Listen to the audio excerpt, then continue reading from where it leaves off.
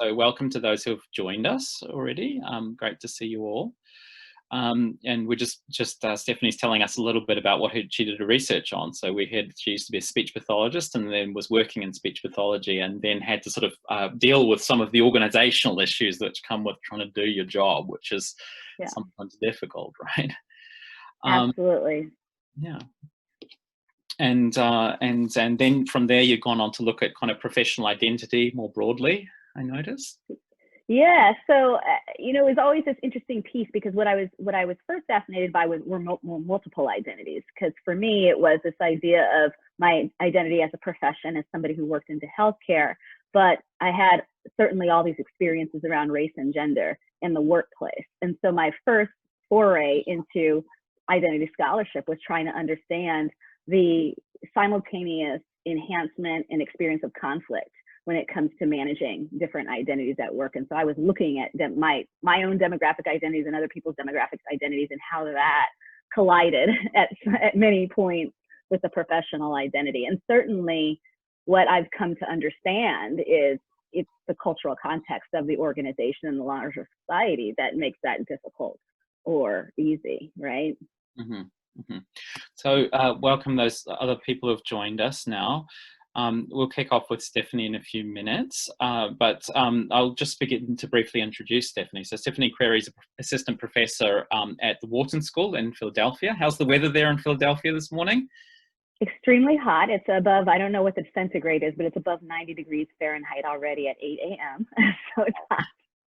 So she's been kind enough to wake up very early for us. So before being at Wharton, she was at Cornell, and before that, associate at Harvard and Boston University, where she did a PhD and an MBA. And before that, she used to be a speech pathologist. One fun fact about Stephanie, which I discovered when we met about a year ago now, is that she grew up in Las Vegas, which I was kind of interested in. Her family's still there. So what's one strange thing about growing up in Las Vegas, Stephanie? I would say, when I grew up there, nobody believes this. It was actually a quiet desert town. It wasn't so busy. So I think to go there now where it feels, extremely Vegas, right? You can't get away from it. So I would say that is a fun fact. When I grew up there, it was just a very quiet, sleepy desert town. And the casino industry, the gaming industry was limited to a very small strip, which is why it was called the Strip, where the main drag is, where all the casinos are. But now it's exploded. Everywhere you go, there are casinos and gaming and such. Wow. Okay. Yeah. And the other thing that I learned about Stephanie is she'd testified recently, I think last year, just after we met in front of Congress about diversity in boards. And you pointed out that sometimes it's less about getting the right mix of people on the board and more about the process, I think. Yeah, that was an interesting experience because I had already been scheduled to fly to Europe for 5 weeks, and I got a note to testify in front of U.S. Congress. So I flew to Europe for 4 days and then got on the plane and went back to D.C. for 24 hours for a 3-hour testimony in front of the House Financial Services Committee, Representative Maxine Waters, Chairman Maxine Waters Committee. So in any case, I talked a lot about a Harvard Business Review article that I wrote where we say, we focus so much on diversity, but we don't tend to focus enough on, particularly when it comes to boards, is the dynamics of the board, the culture of the board will make or break whether or not the diversity matters. And we have these conversations about the workplace, but for some reason they haven't carried over into our understanding of board and the effectiveness of diversity there. And the final thing before we kick off is I'd noticed you'd just written a paper called How to Make Room in Your Life, in your work life for the rest of yourself. Yeah. This is an interesting kind of question about work-life balance. Is that right? Multiple identities? Yeah, there's a piece about it that's about work-life balance, but I would tell you that my impetus for engaging in this work was something that I think sparks our conversation today is, we all carry with us these different identities. For me, the salient ones happen to be my race and gender, in addition to my identity as a professor. And there are mixed messages around what can show up and what should show up in the workplace. And so that piece that we wrote for Harvard Business Review was about understanding that there's a rest of yourself in addition to the ideal work stuff that your work environment wants you to be. And so making room for that, and I think not apologizing for it in many instances might be the best option for you. And so that article certainly talks about all the ways in which your identities that we often consider non-work identities can be enhancing to your experience and to your workplace. Okay, that's great. So let's make a start. So I'll hand over to Stephanie now to hear about the issue about how we talk about race. And I shouldn't mention that she's developed this in her teaching at Wharton and used in a wide range of other things. And I think you've been going around and talking to many, many audiences in the last month or two, right? Yeah. Yeah, it's actually been very interesting. So I'm happy to answer questions about that later. I think it's sharing. Yes. We good? Okay. Well, thank you all for being here today. I'm happy to share with you some thoughts that I started cultivating in about February of this year for a symposium that I was invited to speak at Harvard Business School. So it was designed, the great news is that I was only supposed to speak for 10 minutes. And so this is a perfect format for that. But really what my charge was going into this experience was to try to help people understand what it was like to talk about racial equity in the context of a business school, and not any business school. It's obviously I'm at the Wharton School, and for those of you who don't know, it's a very conservative business school, right? We're known as a finance school, even though we brought in much beyond that. Obviously, I'm not a finance professor, I'm a management professor. So talking about controversial topics, if you will, or taboo topics, is certainly an opportunity for us. I teach a diversity and inclusion course. I was hired at Wharton 3 years ago, and that's what I decided to teach. So I am exposed to both undergraduate students who are beginning their college careers and those who are in our MBA program who are quite comfortable talking about diversity. They actually elect into my course, it's not required. But as anybody started mentioning race, or as I started introducing the term race or talking about my own race in the context of this classroom experience, I found people getting really uncomfortable. And so I knew certainly in my class, there was an opportunity to begin thinking about these things more deliberately. I also want to say that although I'm a business school in the United States, nearly 40 to 50% of the students who take my diversity class are not from the US.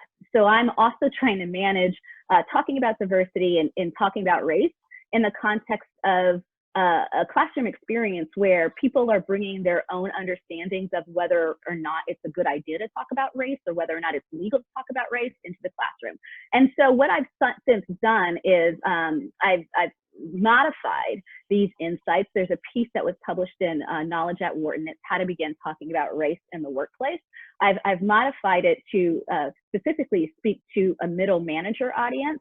And then that was released around beginning of June, and then the World Economic Forum reprinted it. So certainly what you're getting here is a compilation of insights since February. So let me move along and get started.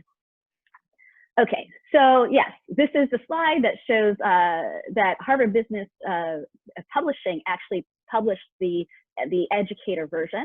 It's called A Framework for Leading Classroom Conversations About Race, and it's a piece that at the front end gives you a little bit of context of how I felt coming into Wharton 3 years ago.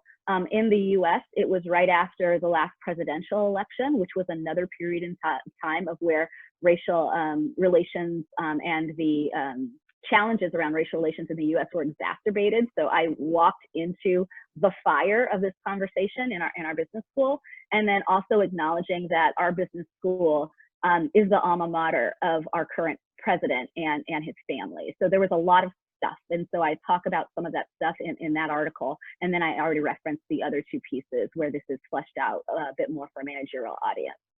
Okay, so RACE is the acronym that I chose because what I've learned from my engagement, certainly with students and with managers, is that people have a hard time talking about race. They certainly have a hard time saying the word race. And so in the US, what this looks like is people using other words other than race to describe someone. So they might say, that's Stephanie, she has brown hair and brown eyes, but gosh, most people have brown hair and brown eyes, so they don't want to mention that I'm Black. And if they do say that I'm Black, it becomes whispered, right? And so the word race in the US is something that is often whispered when people say it. And it's because a lot of people have been taught not to mention someone's race.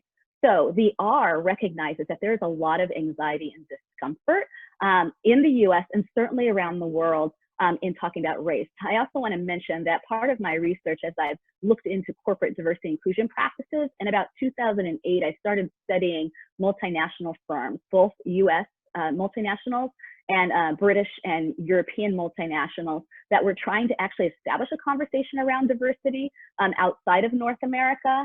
And what many of them said at the time was how hard it was to talk about diversity because people would construe it as a US thing. The reality is, as you know, I mean, I'm sort of paying attention to what's happening around the world with respect to race because, well, one is we're all trapped in our homes and the TV's on 24/7 loop.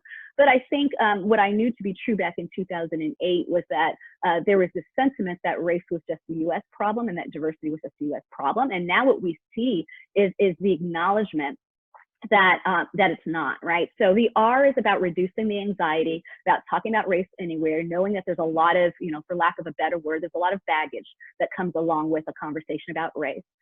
So both managers and employees feel uncomfortable talking about race.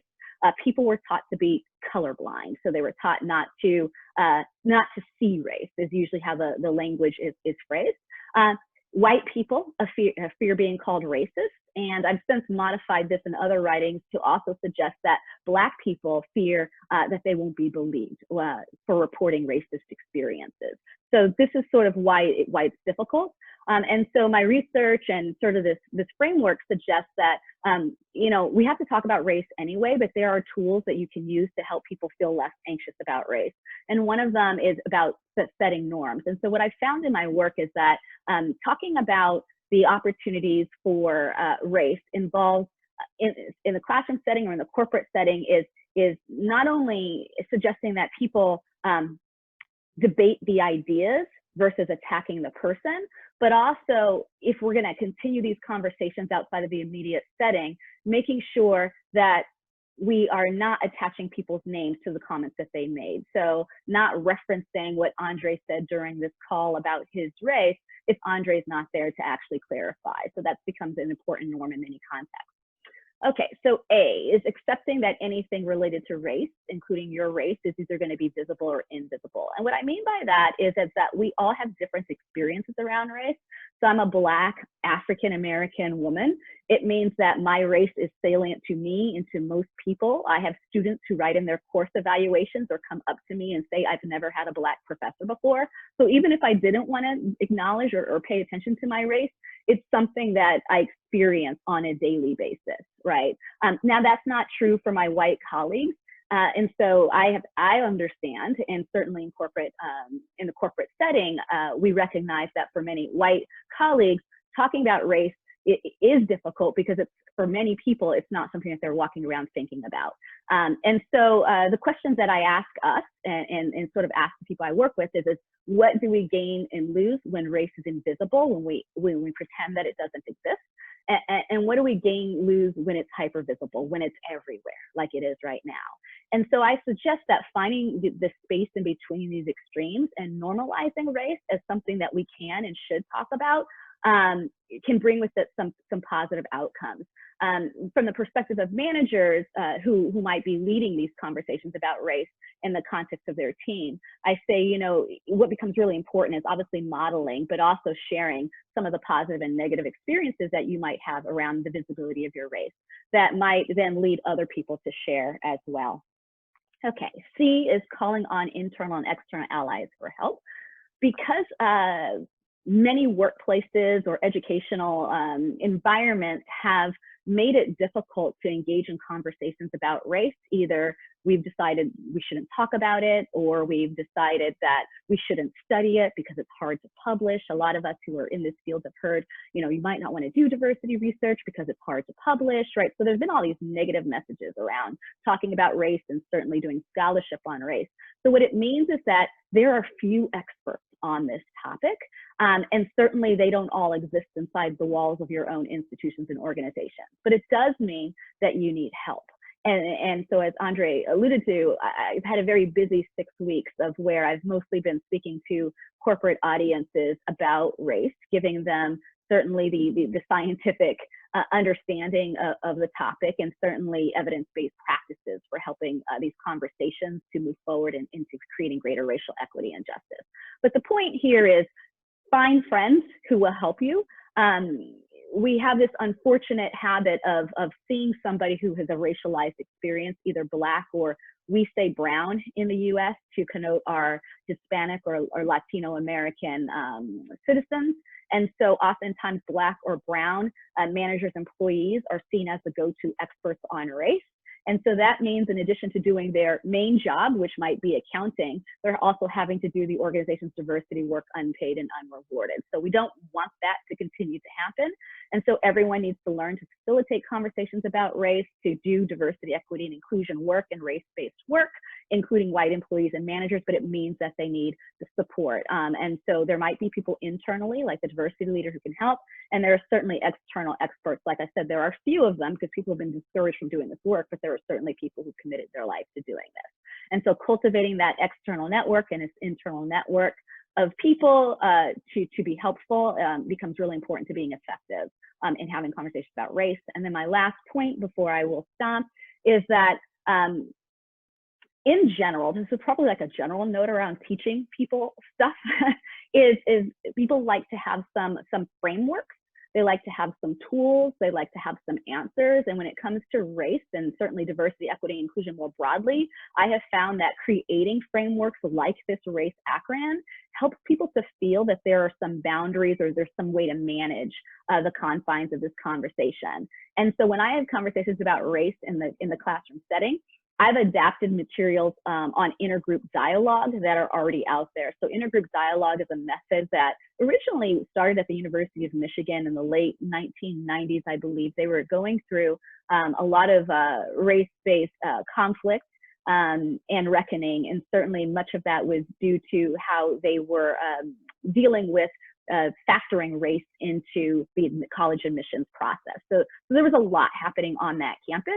And so this intergroup dialogue work came out of that. And so what I like about it is evidence-based.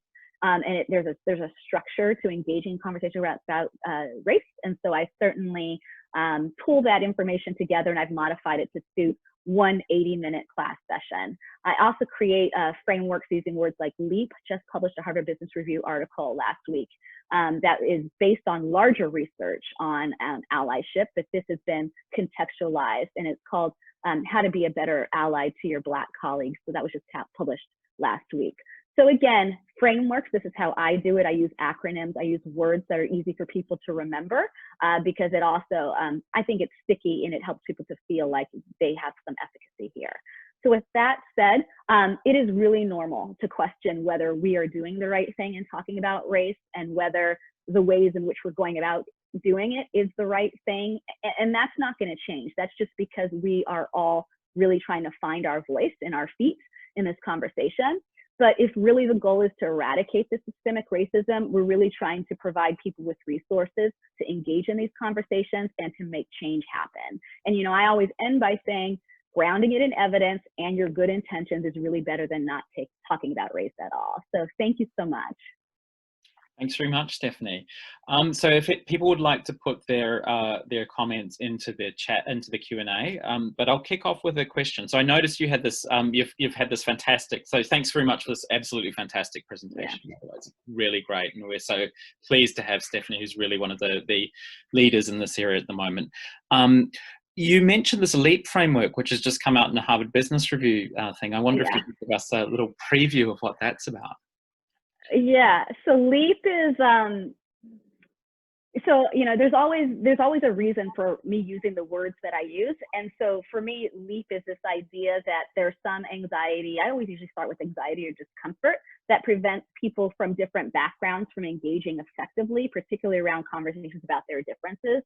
So for me, LEAP is pretty much about the act of stretching, right? The act of taking a leap of faith that if you do connect, things might get better. And so the L, and what I did for this Harvard Business Review article is I contextualized it around Black employees, because as I've been doing work over the past 6 weeks or so, the what people have been saying is that now I understand that the problem is big, it's global, it's not just a US systemic racism problem. We know the US did not create racism, right? So it just is obviously something that we experience and talk about a lot here. And so the LEAP framework, the L is about listening and learning from your Black colleagues' experiences. So sometimes there's always a rush to, it's a paternalistic rush to decide what a group needs without asking them, without understanding what their experiences are. So the L is about listening and learning from your Black colleagues' experiences. The E is about, you know, engaging with your Black colleagues in casual settings. And so the reality is, all the research says is that people who are in the minority, in this case Black employees, are not going to talk about their experiences in white audiences. Like, that is just not going to happen. And so, and certainly in places where it feels evaluative, like somebody is going to be checking out your performance or your performance is consequential. So I give some tips for what are those settings where you can immerse yourself in, so that you can hear more about the experiences. A is about asking Black colleagues about their work. So there's so much research on this concept called microaggressions, where you know, one example would be, so for me, I have dreadlocks, and I've had these dreadlocks for 5 years, and you know, they're very much a part of my identity. And the interesting part of it is people comment on them a lot, but people comment on them on more than, they talk about my hair more than they actually talk about my work. And when you talk to other Black employees about their experiences, they say similar things. They say things like, people ask me more about my personal life, about my racial background, about my appearance, more than they ask me about my work. And the work is where the challenge is. Well, the microaggressions are problematic, but the challenge is when you start to ask your Black colleagues about their work, oftentimes what you'll find is that they're not getting the support from their direct managers. And then the P is about providing that support, providing encouragement and other forms of support, so that you can actually help Black employees to resolve some of the challenges that they're having. So I hope that helps. It's a quick, fast run through, but the article is fast. It's fewer than 1,500 words. LinkedIn says it's a less than 7-minute read, so I encourage you to read it. So at my employer at the business school, we're currently going through a process of reflecting on our own kind of challenges around race in the workplace. What would be, if you were to advise a university just where to start some of the kind of issues, what would be some of the things which are at the top of your mind? Yeah, so I'm certainly sitting in my own university context right now and watching it happen. And so what I see, my senior colleagues are leading this work, right? So I'm not tenured, so it means that I don't have the joys and the privilege of institutional change at this point in my career, but I certainly know what's happening. And so what I've seen my colleagues doing is forming a small committee of people who want to begin to think about the areas that they need to be factoring in as they think about race. So obviously there's a student, that's a large part of what we do. So that comes down to talking about where are our gaps in our teaching and in our education. Certainly that will then bring on a conversation about staff and sort of, are we supporting staff? Philly is a very lovely place, but what's also wonderful about it is you have to sort of, where Philly is situated in the US, it's north of the South. And so the historic line dividing the northern and the southern colonies was at the southern border of Philadelphia. So what that means is when the slaves escaped the South, they came to Philly. So we have a huge population of Black people here in the city, and it also means that most of our staff is Black. And so that is challenging. It's an opportunity, but it's also a challenge because most of our faculty are white. And so we have to have these conversations about what does that mean when the staff, who historically are not treated as well as faculty, there's a power dynamic there, are doing so much of the work that they're doing, and then there's faculty. So that's sort of what we're doing is I would recommend that the faculty who have the authority form these committees, but also tap into looking at the education, looking at the staff, and then certainly we have faculty hiring and tenure issues to contend with as well. Thank you. This is really useful and reflects some of the issues I think we have. So we have a question from Cecil Roberts here, is how can a person of colour initiate a talk about race in their organisation, especially if they're the only person of colour? Unconscious bias and stereotypes occur regularly. Yeah, So this is a common issue. Certainly, we're looking at professional settings, so that just reflects the lack of representation. You know, it's a hard. I've been in this position myself, where I have been fortunate. Is there was somebody who hired me, who, in the context of hiring me, led me to believe that they wanted to be an ally. So I think it is finding that one person in the organization who is open enough to listen to your desire and willingness to have a conversation about this, and letting them help structure that. So for me, when I was growing up in my career, I found that one white person who would allow me to share my experiences with them, and then they would begin to be the person who would drive the effort. And if anything, they would check in with me to see how it was going, but I was not going to be the face of diversity as the only person in a predominantly white institution. Next question we've got here from John Curran is, it's got a couple of points. So if black employees are asked about their personal life or hair and not their work, what does this say about an organizational culture? And the follow-up is, organizations, power is often held by white leaders and managers. How can we change these power dynamics? Yeah, well, you know, it's all about power. That's the reality. And in lack of representation, I refer to this as the exotic zoo animal symptom, is that you have had the privilege of not having to grow up or go to work with anybody who didn't look like you. And so the minute you see something that looks different, you become extremely curious.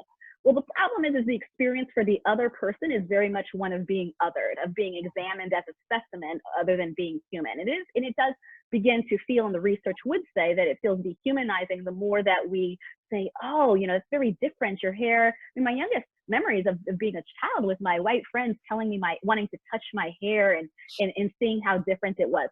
So that's sort of an interesting power privilege dynamic. And that says that we need to improve our culture so that people are exposed to more people, so that it doesn't become like an odd thing when you see somebody different. And then to the second point, yes, challenging the power dynamics. My entire research agenda is about this, right? And the reality is you know, there's the economic mindset that there's a fixed sum of power, and when people have that that perception that power is limited, that resources are limited, everyone is going to try to keep what's theirs. And so much of the challenges around power, and particularly race, around the world is what do I feel like I'm losing to give somebody else power? And that's the problem, is people sensing a trade-off. Like if we start talking about race, then all of a sudden I have to admit my guilt and shame, or the fact that I benefited from the slave trade, right? That's the reality there. And so it becomes, how do we recognize that that's the reality of what has happened, and then perhaps looking at ways to expand the set of resources or see how we could share power. So this is our work in progress. I love this conversation, and certainly you're giving me encouragement to continue this line of inquiry. Mm-hmm. Okay, so I think we're running short of time now, but I'll ask you a final question. Given you've spoken with so many audiences in corporate America in the last 6 weeks, what's the most surprising things you've learned? I will go back to something that I just said, and that was the words guilt and shame. And this isn't about, I guess I did understand that some white people would feel guilt and shame, but I've never had before this month. I've had CEOs who start conversations with me before they ask me for something. Usually it's come talk to my organization and help us. Have said, you know, let me admit that I'm a 59-year-old white guy who has never experienced discrimination. And to my knowledge, I've never contributed to somebody else's discrimination. And I feel a horrible sense of guilt and shame. And I just need to admit that. And so to me, that's been a very interesting and powerful experience, because I don't think anybody has ever said that to me before. So for me, it's learning how to deal with that when that emotion is expressed. And part of it is, I think for me, is just saying, thank you for sharing that, for being honest enough to reveal your own vulnerability, because I feel vulnerable all the time. And so I think that's what it is the learning around white people, and in this case, a white male CEO who really has no experience in this topic, his guilt and his shame. And so that's sticking with me right now. Okay, so thanks very much. Final thing I'd say, I'd sort of suggest is, so let's everyone thank Stephanie for a fantastic contribution. It's wonderful. And people out there, if you want to find out more, go and check out Stephanie's work. It's absolutely fantastic. She's really working at the cutting edge of issues around race, but also more generally around identity and how we deal with having multiple identities, and particularly in applying that to things like the board level. Let me thank her, and I'll just draw kind of attention to upcoming food for thought events. We've got a couple more coming up. Next week we've got Alexa Ask the Church of England for today's prayer. So looking at how the Church of England, one of the UK's oldest institutions, has moved into the digital age during COVID. Then we've got Daniel Bjornza talking about rethinking the trading floor, so market stability and social distance during COVID. So what difference has COVID meant for the trading floor? And then looking at the care revolution, our response to COVID is our last chance to prevent ecological driven societal collapse. So those are some things coming, and we're looking at potential ideas for coming weeks. Let's again thank Stephanie for a fantastic contribution. Go and check out her work. She's really a fantastic scholar. It's so interesting. Thanks for everyone for joining us, and enjoy the day. And Stephanie, we'll let you get on with your morning. Thanks very much. Thank you so much for having me. I appreciate it. Bye-bye. Bye.